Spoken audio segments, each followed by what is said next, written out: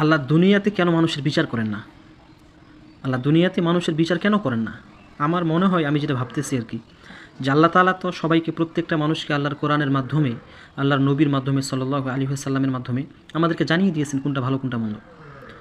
আর আল্লাহ তাআলা বলছেন সূরা ইয়াসিনের মধ্যে যে পরকালে আল্লাহ তাআলা কোনো সময় জুলুম করবেন না প্রত্যেকটা মানুষের উপর, কারো উপর আল্লাহ তাআলা জুলুম করবেন না। আল্লাহ তাআলা দুনিয়াতেও মানুষের উপর বা অন্য কোনো জাতির উপর জুলুম করাকে হারাম মনে করেছেন। কিন্তু আমার মনে হয় যে আমরা যারা পরকালে আল্লাহ তাআলার কাছে যাব, আল্লাহ তাআলা হয়তো এই জন্যই আমাদের দুনিয়াতে বিচার করেন না। যখন আমি ভাবতেছি যে আল্লাহ তাআলা দুনিয়াতে যখন তাওবা করতেছেন, যখন আল্লাহ তাআলা বলছেন যে তোমরা তওবা করো, এক আয়াতের মধ্যে বলছে তুবু ইলাল্লাহি তাওবাতান নাসুহা, তোমরা তাওবায়ে নাসুহার মতো করো। তাওবায়ে নাসুহার প্রথম শর্ত হচ্ছে স্বীকার করতে হবে এটাকে।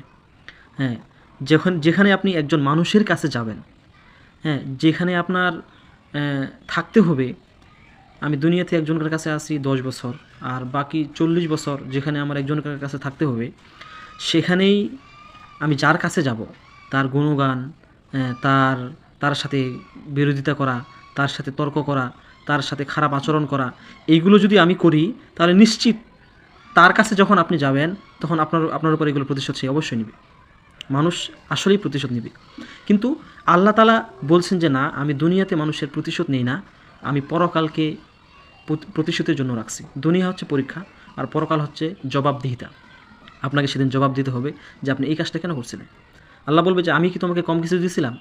হ্যাঁ, কোনো স্বামী যখন কোনো স্ত্রীকে বলে তোমাকে ভাত দেই, তোমাকে কাপড় দেই, তোমাকে এটা দেই সেটা দেই, যা আছে আমি আমার সাধ্যমতো দেই, এরপরেও তুমি যখন আমার বিপক্ষে চলে যাও, তখন সেটা তো একজন স্বামী মানতে পারবে না, ভিন্নভাবে নেবে, তখন তোর মেজাজ হবে, রাগ হবে।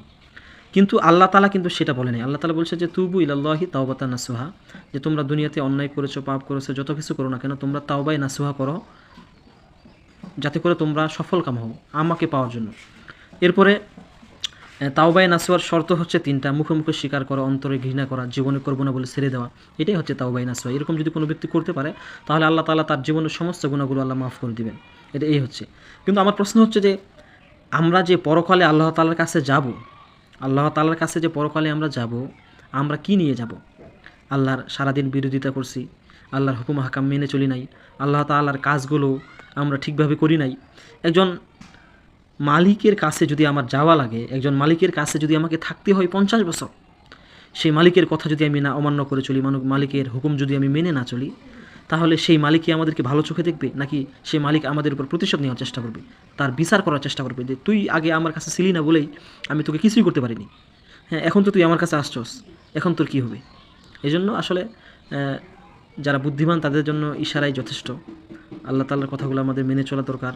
আপনি যার কাছে থাকবেন, যার অধীনে থাকবেন, তার কথাগুলো অবশ্যই হালাল কথাগুলো আপনার মেনে চলা উচিত, যেটা ইসলাম সমর্থন করে, যেটা হালাল, যেটা জায়েজ।